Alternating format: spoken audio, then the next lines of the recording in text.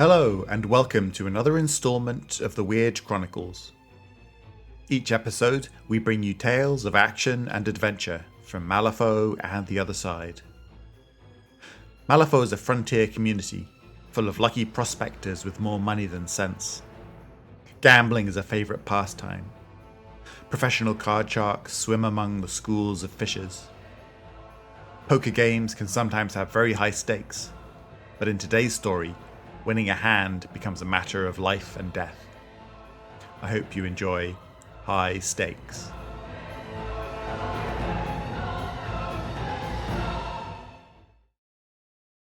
High Stakes by Bob Kuzmeski. "You're not gonna catch that straight," Ginny whispered seductively in his ear. She kissed his cheek for good measure before turning back to face the rest of the table. She massaged his shoulders, a calculated move that allowed her to scrutinize the table and take in the opposition. She feigned the affection, always putting on a good show. She sounded sincere. Her touch looked convincingly loving, and her fawning glances implied utter devotion to her man. She mastered the role of arm trophy, smitten with the big-time gambler. Carter admired her professionalism, even if the act had worn thin on him. She was right. He already knew he wasn't getting to catch the king he needed. Hell, most of the others probably did too. Fortunately, most of them folded earlier, leaving just Carter and the lummox sitting across the table. He looked like a steam fitter, a big burly man that could easily snap Carter's spine if he didn't like the way things played out. He played poker like a child, glee spreading across his face when he had a hand he could work with, petulant scowls darkening his face when he didn't. Unfortunately for Carter, he was the luckiest man Carter had ever met. Despite Carter's great skill, the man's luck dominated this hand. Bluffing the steam fitter could prove fatal. He'd already put a lot of money into the pot, and he seemed to be the surly sort that wouldn't appreciate a good bluff. He'd slammed his fists in anger a few times tonight, and had once come damn near flipping the table in rage. Several other gamblers backed away from the table, sensing trouble brewing. Carter wished to do the same, but Ginny's warning glance forced him to stay. After several tense moments of staring at each other, sizing one another up like a couple of gunfighters, Carter folded. It hurt like hell to do it, but the smile that spread across the other guy's face told him it was the right move. He needed to slow play the man. The poor sap's luck was sure to end, and he would gamble away the winnings. Carter knew he'd get the money. It was just going to take a little longer than planned. "Ginny, darling," he said over his shoulder, "can you go get this man a drink? He deserves a reward for his tenacity."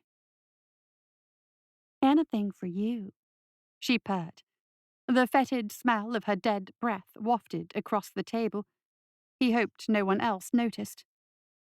"Oh, what the hell, honey," he said. "Get a little something for yourself while you're at it." She knew the cue, a warning that her disguise was wearing off. Perfume worked well to cover up her decaying scent, but didn't help the putrid halitosis. A little whiskey and her breath would smell like one of the boys. The guy to Carter's right shuffled the cards slowly and methodically. It was his trademark. He'd scowl while he shuffled, trying to intimidate the other players. A ridiculous idea, of course, but it gave Carter a chance to take stock of the situation. The casino was more crowded than usual tonight, especially for a Tuesday night. Sullivan's Club for Gentlemen wasn't exactly a big draw, and tonight's rainy weather should have kept more people at home. Carter's gut told him something was wrong, but he didn't know what. It didn't matter. By this time tomorrow, he'd be a free man. His contract lifted, he'd be able to play a game of cards on his terms, keeping all of his winnings. Right now, 80% of his draw went directly into the pockets of one Dr. Barnabas Sloane. The doc's work proved effective. With that, Carter couldn't argue. His wife and daughter didn't stand a chance until Sloane intervened, offering to treat the girls in exchange for the vast majority of every pot Carter pulled in. Steep terms, But no other options existed. Sloane was the only physician claiming a cure for consumption. The agreement paid dividends within a few days. His wife and daughter bore colour in their cheeks, and their coughs began to subside. His family healing and his patron satisfied, Carter felt good about the decision. 1 year. That's how long Sloane's treatment would take before the cure fully took hold. A few weeks after the arrangement, Carter discovered the truth about the doctor's source of healing. Sloane was a skilled resurrectionist, employing a combination of medicine and magic to experiment on the girls. Carter couldn't think about the necromantic concoctions coursing through their veins, contenting himself in the knowledge that his wife and daughter were improving. At the poker table, his risks usually paid off. If this gamble for his family paid off, the ends justified the means. When Ginny came on the scene a few weeks later, he knew the arrangement was going to be complicated. Sloane introduced her as Carter's new partner, someone to help keep the games tipped in his favor. She took on the role of escort, bolstering his image as a successful gambler, complete with his own soiled dove to swoon at every play he made and laugh at all of his jokes. She was pretty enough that other players rarely minded her presence at the table. Her pale skin was almost perfectly smooth, its milk-white pallor a natural fit with the long red hair that brushed her lower back while she walked. Exotic features in her face spoke of mixed lineage from far-away places. Almond eyes, a pixie nose, full lips, and high cheekbones. Either Sloane somehow constructed her from several beautiful women, or happened across a perfect corpse. But whatever the doc had done to make her, she demonstrated his artistry. Despite her outer beauty, Carter did not find her attractive, not after spending almost a year in her presence. He felt uneasy with the walking, talking corpse by his side. While he'd committed occasional unsavory acts in his gambling career, he wouldn't have thought himself capable of dealing with the dead. Of course, she wasn't part of the deal he'd made, not originally. He soon discovered that Sloane made occasional changes to their arrangement. Ginny was the first change, a pair of eyes and ears to watch over Carter, making sure that the doctor got every bit of the agreed-upon 80%. Outside of public eyes, she became Sloane's enforcer, keeping constant watch on Carter's every move. She tossed out occasional warnings about the ills that might befall his wife and daughter should Carter's conscience drive him to break their deal. She made an example of players that tried to get their winnings back by force, cutting them down with the pair of knives holstered in her garters. She even stood over Carter as he counted out Sloane's cut, a schoolmarm standing over an incompetent student. He'd grown to hate her over time. When a new hand of cards hit the table, Carter's attention turned away from his thoughts. The dealer called a game of 7-card stud, so he tossed in his ante and shifted his focus to the 2 cards dealt in the hole. A 2 and a 4, both spades, and the up card was another spade. A questionable start, but one that might work into a straight or flush. Someone bet and he called, paying to see what the next cards would bring. He scrutinized his opponents, watching for any tells that might help guide his decisions. Ginny returned to the table and handed him his whiskey, which he sipped before setting it down beside him. As the next round of cards slid across the table, Carter caught movement in his periphery. A few more people coming in out of the rain. His stomach turned, the way it often did when his luck changed at the worst possible time. He caught another spade, which didn't seem an ill omen at all.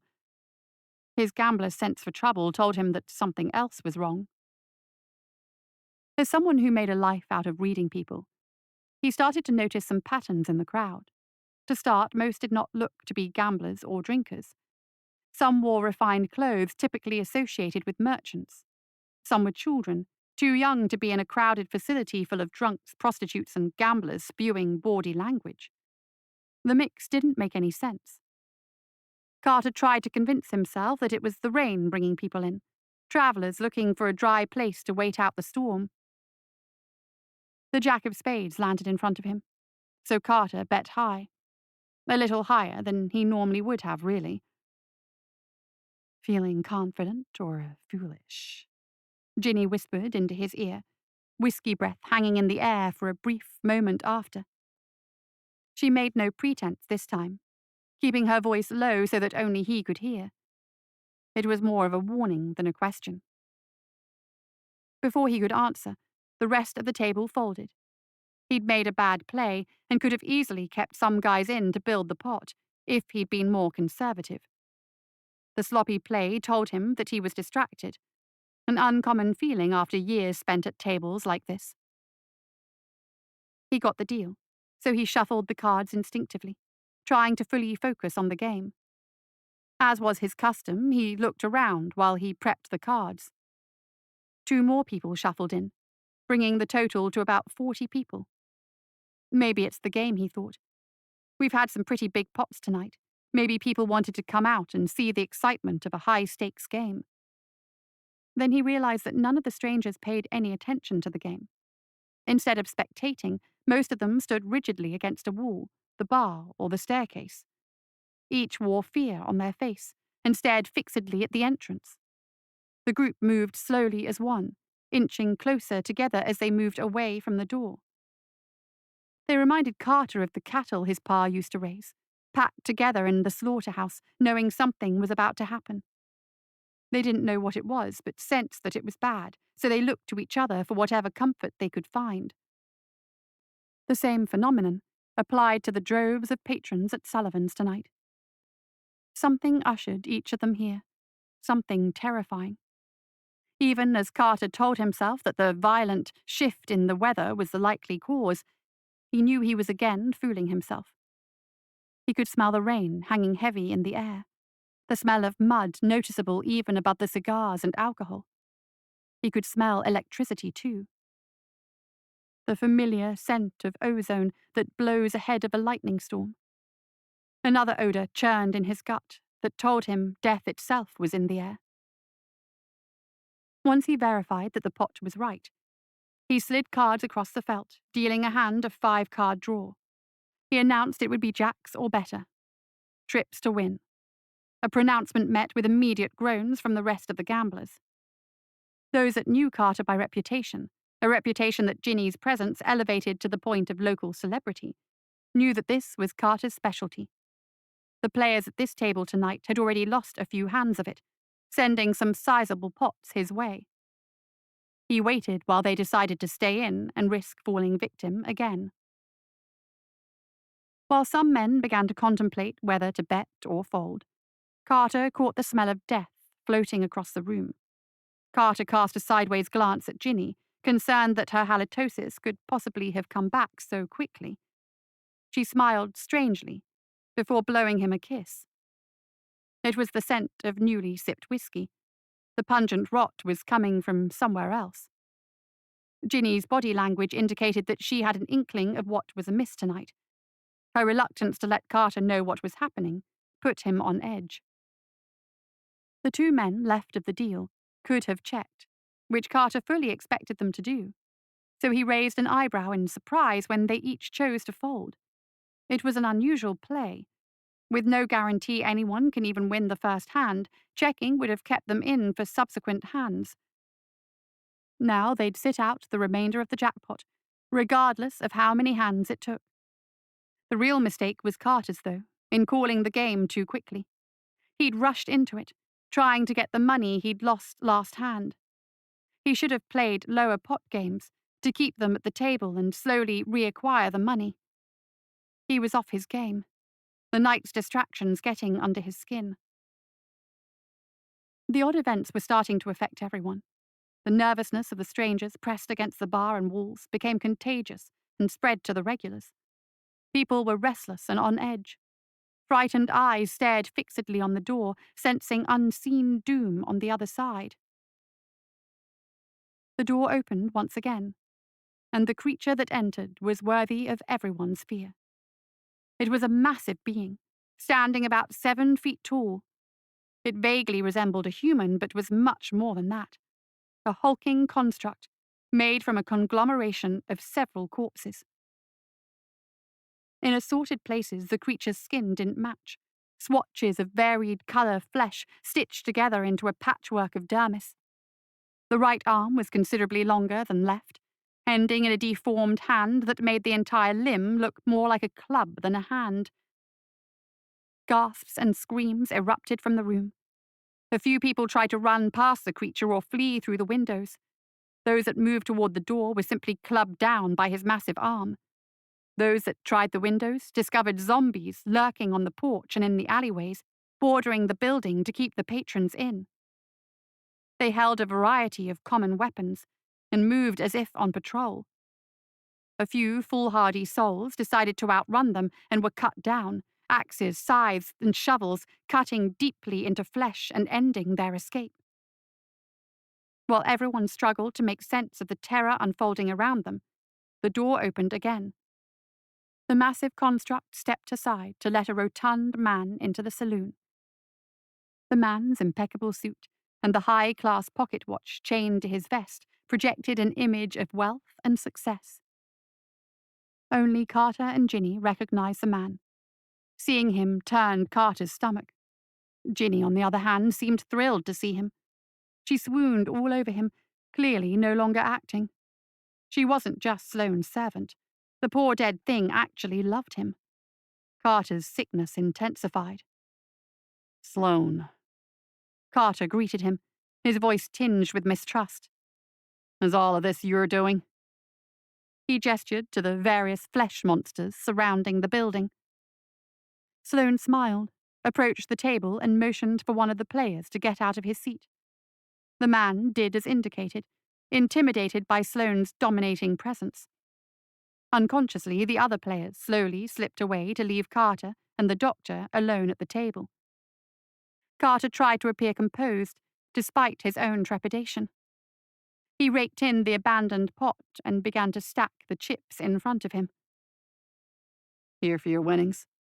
He asked, trying to sound casual. I'd have a bit more if you hadn't scared everyone out of the game. Carter began to fidget with the cards, pulling them all together into a deck.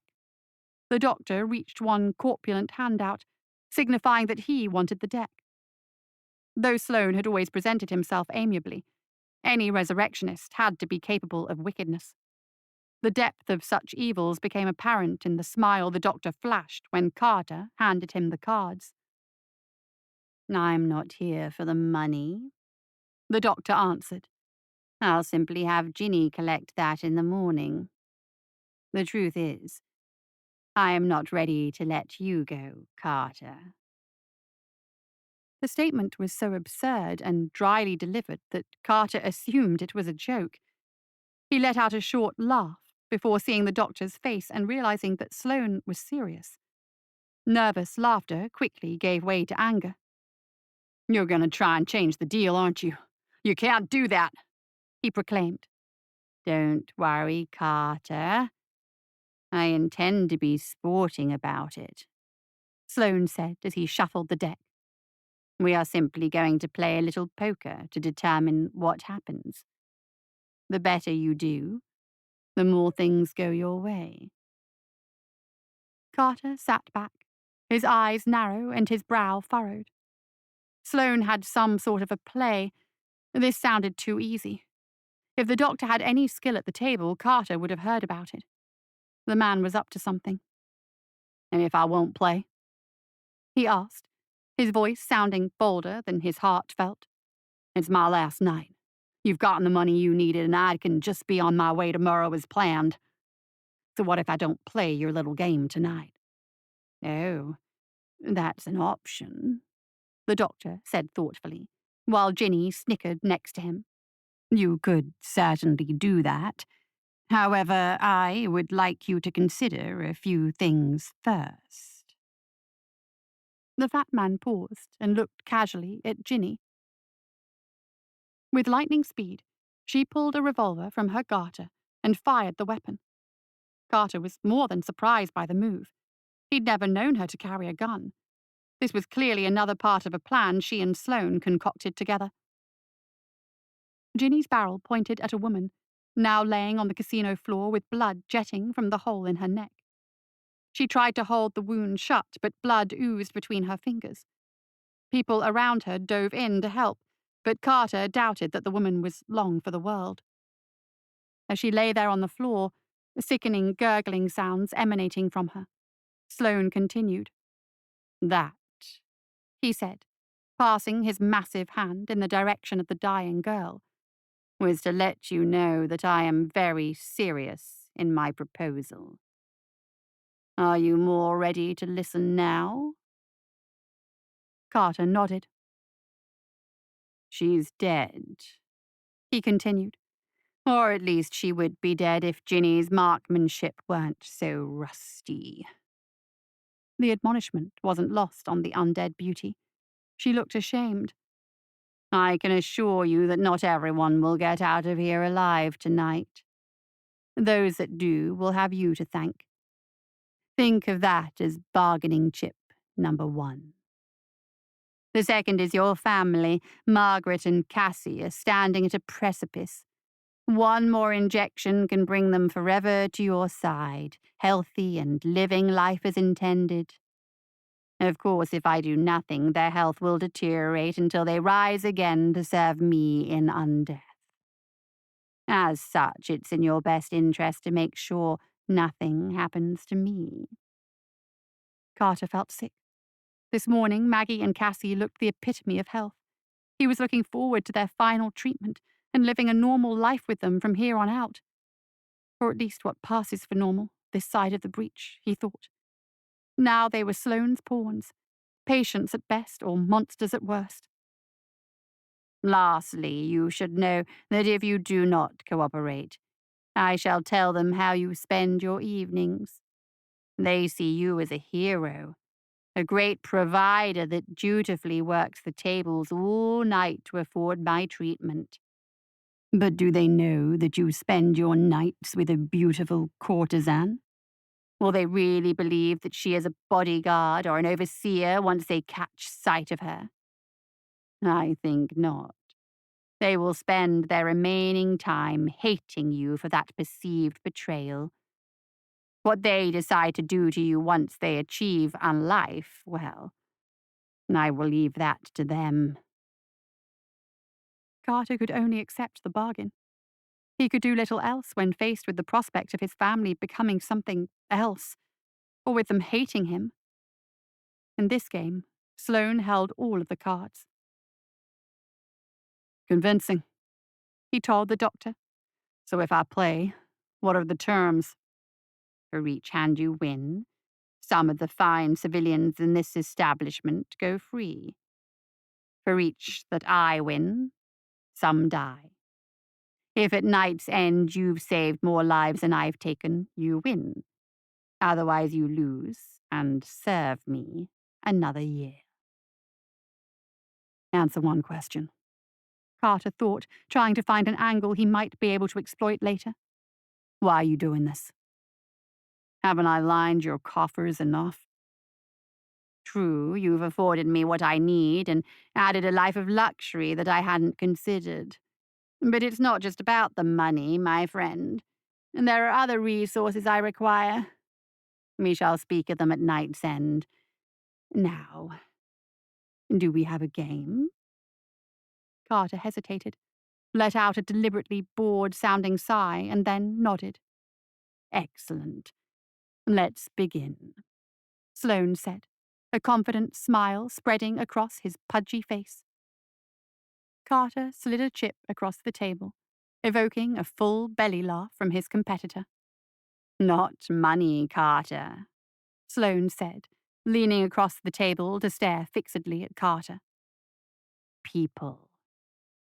Carter's confused look prompted the doctor to explain further. "For example, I will use her as my auntie," he said, pointing to a young woman. "Now you choose someone.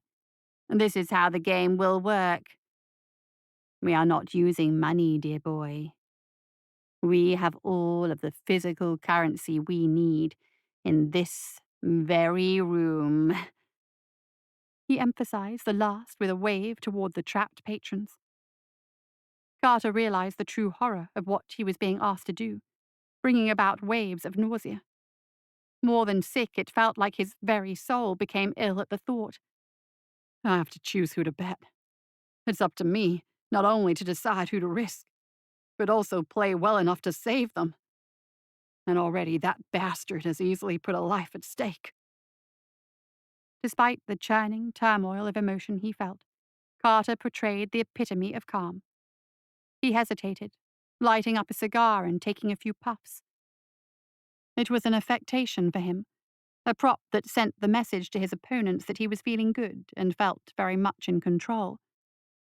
He only hoped that he could use the trapping as a way to spur actual calm inside of him. Gazing around the room, he measured every person to determine his betting strategy. These people were not just chips to throw around on a whim or hunch. They had families, friends, places in society. He needed a system to decide who to risk. When his eyes came across an old drunk, a regular that was usually propped up by Sullivan's bar, he made the safe play. Him, he said as lackadaisically as possible. He needed to sound calm and collected, not just for his own sanity, but to make people feel like he could get them through this. The man stared at Carter with a look that desired violence, so Carter looked away. If he couldn't find a way to get everyone out of this devil's deal, playing it safe with a lonely old man who had little left to offer the world seemed a safe bet. At least until I can figure out a better plan, he told himself. I knew you had it in you. Sloane smirked. I mean, after all, who are these people to you? Your wife and daughter. They are the ones who matter.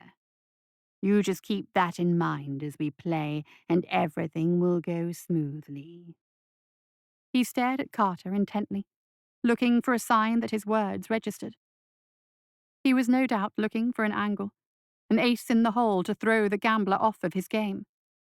He had no idea what to expect from the doctor's card playing, but past history with the man taught Carter that his opponent possessed strong manipulation skills. That made him a threat at the table regardless of poker knowledge. 5-card draw, the doctor announced as he dealt the cards. Start simple for now, shall we? Carter looked at his given hand. An 8 and 9 of diamonds, 5 of spades, 4 of hearts, and a 6 of clubs.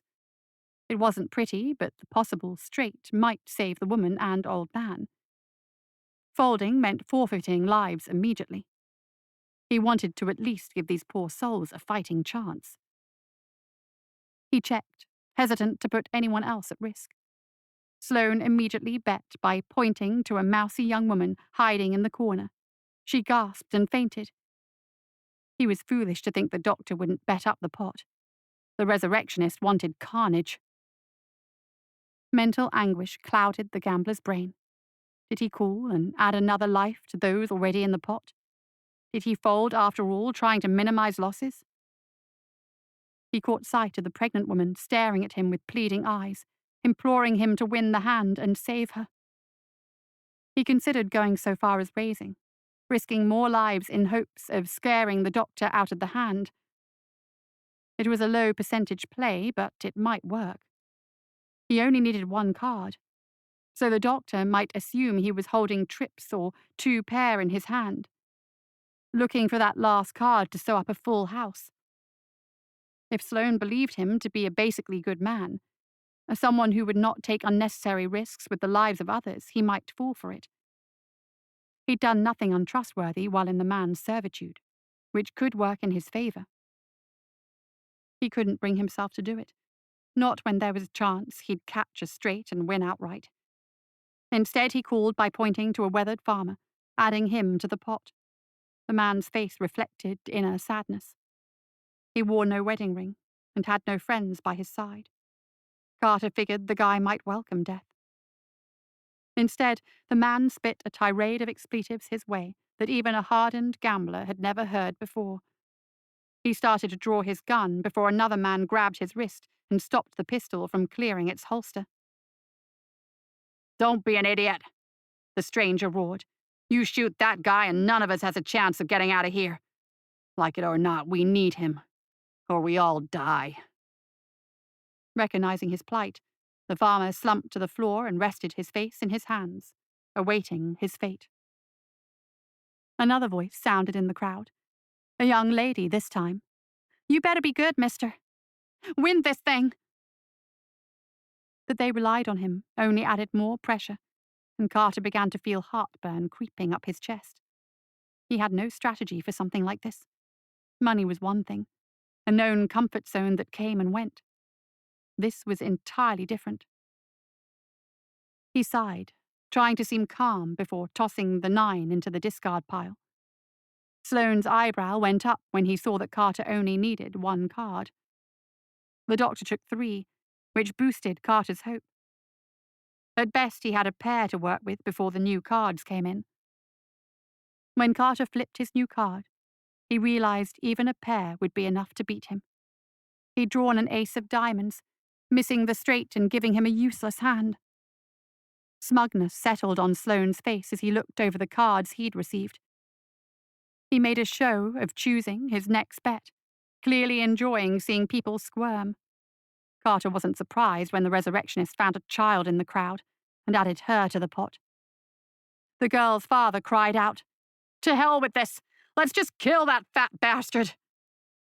As he surged forward to do so, the brute at the door blocked his path, slamming him back with his massive arms. Blood immediately poured from the man's broken nose, and he fell backward, stunned by the blow. Carter's heart skipped when he thought the man might get to Sloane. He needed the doctor's skills to save his family. Hell, even if someone did murder the cretin, his pets will just clean house. If anyone was going to get through the night, it was going to be on his shoulders. Every life, every death in this room depended on his actions. Desperate, he now felt like raising was the only chance. He scanned the crowd, his eyes settling on 2 middle-aged players that were at the table with him earlier. He raised by offering them to the pot. As he did so, Ginny sized up the look on Carter's face, and then whispered into Sloane's ear. "Damn it! She wasn't just protecting their investment in me all this time. She was learning my play style. Was this a plan from the beginning?" Ginny's time around the poker tables transformed her into a bit of a card shark in her own right. She was good at reading and manipulating people. She did that in her role as courtesan night after night. Spending time with Carter taught her how to play the game and read their opponents. Apparently, he'd also taught her how to read him. "Interesting, Carter," Sloane said, with genuine curiosity in his voice. "This early in the game, and I am positioned to get the measure of you as a man. What kind are you? Steady, reliable, and dependable? Playing the game aggressively to save as many people as you can? If so, you caught what you needed, and I should fold." He sat back and stared more intently at Carter. "Or are you trying to bluff me? Valuing the importance of winning more than the sanctity of human life?" As the doctor considered his response, the crowd began to stir.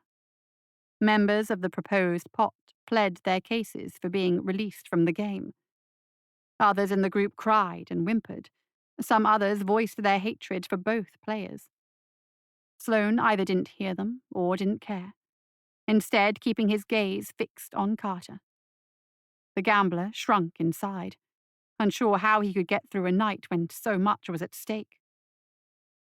"Cool," Sloane said, matching the raise by picking a teenage boy as his bet. "I've got to keep you honest, after all. Besides, I have nothing to lose here. Keep in mind that I actually don't want these people to live. Right now, you and I are the only 2 that matter. Remember that before trying to bluff me again." The doctor spread his hand out on the table, showing 2 pair, queens and 3s. Carter fanned out his worthless cards. Those doomed by his poor play began crying hysterically and shouting curses at him for losing. Several dead already. Ginny immediately fired at the young woman, hitting her square in the forehead, mercifully ending her life quickly.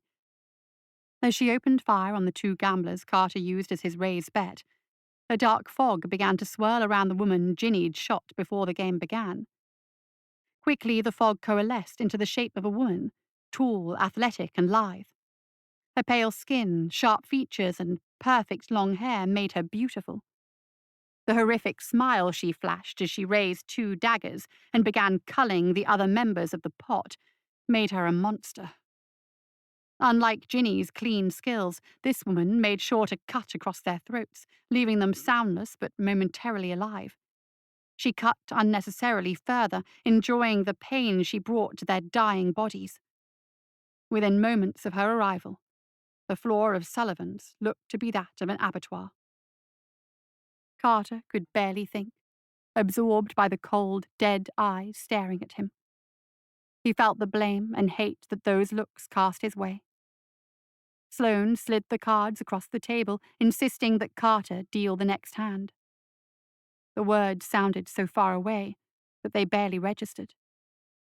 He paused, attempting to regain his composure. Deal, or she will gut this pig. Sloane hissed, snapping Carter to and drawing his attention to the murderous woman holding a knife to a young man's throat.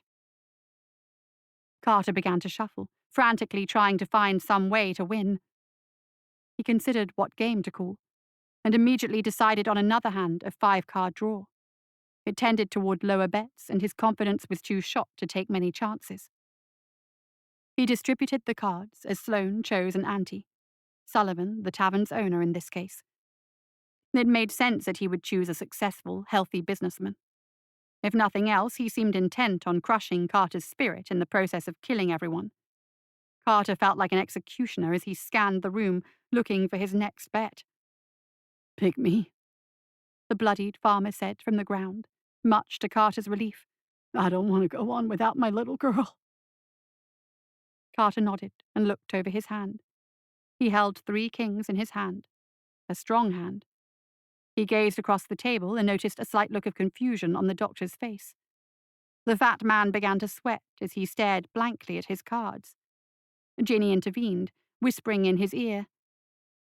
She's teaching him to play. Carter realized. The bastard doesn't even know the game. The realization changed everything. He had a genuine chance, especially if he confused Ginny by playing outside of his normal strategy. He tended toward conservative bets when facing new opponents. She would know that. This time, he opened the betting high. He pointed toward 3 people, choosing the healthiest he could find. The first was a burly man, a bouncer that sometimes worked the door at Sullivan's. The second was a lovely young lady that looked out of place in the tavern, probably funneled into the place by the undead goons patrolling outside. The last was another regular at the poker tables in the area, a middle-aged man in good health. As he chose them, he made eye contact with each, offering a wink as a sign that things were well. Sloane considered his hand again, motioning to Ginny for support. If it was true that the man wanted everyone in the tavern to die tonight, he might be willing to cut his losses and not risk seeing too many people go free. Ginny must have seen it the same way. The doctor folded after a few moments of deliberation. A squeal and some yells of delight erupted from the newly saved. Carter doubted that it could be that easy, and braced himself for the double cross. It never came. Despite impressions you might have to the contrary, I am a man of my word, Sloane said to the members of the pot. You 4 may go. 3 of the survivors made for the door, and the burly construct let them pass. The farmer didn't move. I'm staying, he said, staring at Sloane. The tall, beautiful murderess made her way toward him, but the doctor waved her off. Send someone else, fat man. To Carter's great surprise, Sloane shrugged. You, he said, pointing to an uptight-looking businessman. You're too scrawny for my needs anyway. Carter tried not to think of what his needs were, instead focusing on the shifting dynamics. Sloane was a monster, but at least he had some sense of honor, which gave Carter some leverage. It's Ginny I need to beat, and I can use the doctor's own rules to help me. He confidently placed the deck in front of his opponent. Sloane began shuffling immediately, this time announcing a game of 7-card stud. He chose an older woman from the crowd. She responded by wishing that his soul would rot in hell. The farmer volunteered to take her spot, and Sloane surprisingly agreed. The farmer wanted to die, and Carter wanted to lose this hand. There was no better time to gamble with the doctor's proclaimed honor, so he didn't hesitate with his ante. "Her," he said, pointing at Ginny. She laughed uproariously. "Nice try," she mocked. "I'm not a person." "The good doctor said we could nominate people," Carter said emphatically. "He did not stipulate that those people had to be living." Sloane laughed, and Ginny laughed with him. Carter's heart sunk. This clearly wasn't going to work the way he wanted it to. "You did say he was cunning," the doctor said to his concubine. "But, my love, it's a legitimate bet. Though you've served me well, I can always make another just like you." Ginny pointed her gun at the doctor, but the other woman was on her before she could act. Blades cut across the tendons in her arm, and Ginny dropped the gun. Her eyes filled with hate for both Sloane and Carter. The resurrectionist dealt the cards and began to look through his hand. Carter didn't bother, choosing to fold immediately. The doctor must have anticipated the play and simply laughed. "Genius, my boy," he said. "See now why I am loath for us to part ways." As he spoke, the raven-haired murderess moved in a blur of motion, cutting Ginny to bits before opening the farmer's throat. Carter looked upon him with sadness as the dying man mouthed the words, "Thank you." "In clarification, let's define a few things, shall we?" Sloane asked as he placed the deck back in front of Carter. "I'll grant the interpretation of Ginny as a person. She walked, talked, demonstrated sentience, etc. But the rest of my minions are off limits to betting. The construct at the door is unthinking, and the zombies barely have any flesh left on them. As for Bête Noire, she is something entirely different." He thrust a pudgy thumb at the gorgeous murderer as he mentioned her. "You and I are also not eligible for betting. If either of us dies, so does everyone in this bar as well as your loved ones. Got it?" he asked in a tone commanding than questioning. Carter agreed. He already tilted the game in his favor, and felt confident about his chances of getting more people out alive. He began to shuffle while contemplating his next game. "Guts," he decided, again focused on keeping the betting low. Though fortune swung his way for now, it might not stay. He chose someone to ante, and the doctor did the same. Sloane chortled. "Determined to make this an all-night game, are we?" Carter didn't answer, replying only by dealing the hands. His was a mess. There was nothing higher than an 8, and all of the cards were mixed suit. To his horror, the doctor giggled excitedly when he looked at his own hand. "Let's make this exciting," the resurrectionist said. "These 5. He pointed to the 5 healthiest-looking bodies left in the dwindling crowd. Tears started to leak from Carter's eyes as he folded. 7 more dead. How many more lives will I snuff out tonight?" He stared down at the felt table, determined to avert his eyes from the jubilant Bête Noire's massacre. The sounds were damaging enough. He told himself that the last hand was a setback, that he could beat this man. One good draw would end this macabre game. "We'll be playing 7-card stud." The doctor dealt the cards as he named the game. "It's not as though I have a choice," Carter responded, absent-mindedly pointing to a boy barely old enough to shave as his ante. He was shifting his focus to winning, not thinking of each life at stake. Concern for the people in the room hampered his play. He needed to be more aggressive. It was typically the best way to beat newer players. It also meant ending this horror show as quickly as possible. Luck decided to boost his chances. His down cards held a pair of sixes. The up card added a king of diamonds to the mix. Gambler's instinct told him this was going to be his hand. Those two, the brother and sister near the piano. Sloane looked at his cards. And I shall call that bet with the barfly in the corner and the piano player himself.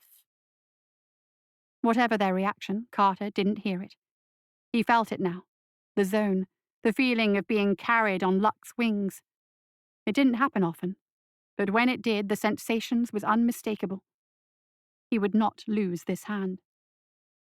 More cards slid into his view. First, a king of spades. 2 pairs so far. His opponent showed only a 4 of spades and a queen of clubs. Not much to worry about so far. All in, he heard himself say. That half of the remaining group. Ha! Sloane exclaimed. Now we have a game, do we not? Carter had expected him to fold, but for some reason he simply called the bet. What did the man have? With both players all in, every person in the room accounted for, the players flipped their hands. Sloane had him again, showing the 2 queens in his hand. Somehow it didn't matter. This pot belonged to Carter. He knew it. The next cards came up, Carter getting a 4 of diamonds that didn't help his cause. Sloane drew similar junk, a 2 of clubs. The crowd silenced, tension stealing their breath. The next card, a 3 of hearts, did nothing for Carter's 2 pair. Similarly, Sloane's jack of diamonds offered no help. It was Sloane's game going into the last card, and still Carter remained convinced he would win it. It's been a good game, Sloane offered, thoroughly enjoying the tension. What will you do if you win? You'll be a hated man in these parts. People will label you selfish for putting 2 people's lives above those of all that died tonight. Shut up and deal the card, fat man, the gambler said, grit in his voice. Sloane did so, tossing another king into Carter's hand and completing the full house. The doctor's card came up, an ace of spades. The game was over.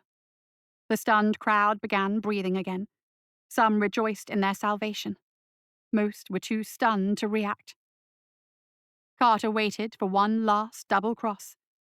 Instead, a disappointed bête noire slid back into the shadows, disappearing from the room. Sloane gestured to the brute at the door, who started hauling bodies outside. Most of the crowd stood and watched, agape and in shock. Go on, folks, Carter told them. It's over. Like cattle, they slowly shuffled out of the tavern, pausing only to let the flesh construct come in and remove more bodies. Eventually, it was just Carter and Sloane. Here, Sloane said, handing him 2 vials of bright green liquid. Give these to the girls when you get home. They'll be well by morning. Carter just nodded, his own heart beating a mile a minute, and anger heating his face. He wanted to kill the doctor where he stood for all that he'd done. How do you feel, old boy? You saved more lives than you lost tonight. You've won. When Carter didn't answer, Sloane goaded him further. Still, it's important that you realize that you've given me everything I ever needed. When I needed money to support my undertakings, you supplied more than I imagined. When I needed more bodies to work on, I got them from you tonight. More than I need, in fact. You were a more perfect servant than even my dear Ginny. Do you realize that? Carter grabbed Ginny's gun and considered killing the resurrectionist where he stood, dooming the family he'd fought so hard to save. Instead, he ignored the doctor's jibes. He crossed the room, shot open Sullivan's cash box, and took what he could. You asked what I was going to do after this, he said to Sloane. Well, I'll tell you. I'm going to give your concoction to my family and use this cash to get us across the breach. Tonight, I'm going to leave you and Malifaux far, far behind me. With that, Carter quickly left the tavern to start a new life.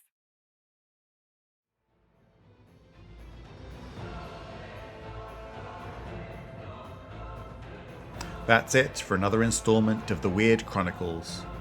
Join us next time for more tales of action and adventure.